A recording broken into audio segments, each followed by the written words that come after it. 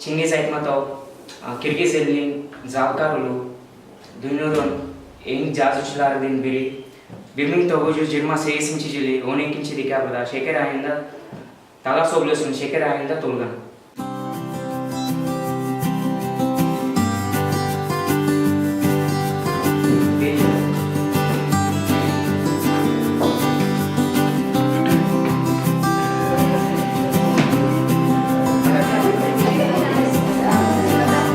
Studentlerden Kırgız tilin urmattoo bilүүlүү эле, andan sırtkары dagы Kırgızstan boyunca жалпы чет элдик студенттерди окуткан медицина факультети, медициналык вуздардын ортосунда дагы кызматташтыкты түзүү максаты болуп эсептелинет.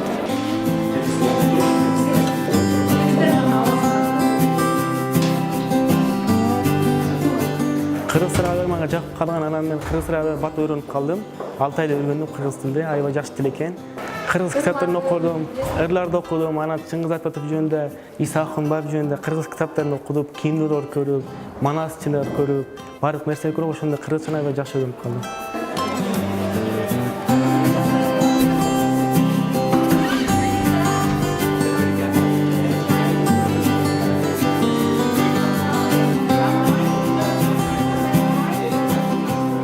Kıyalımda aku bolup uçup жүрөм, көл үстүн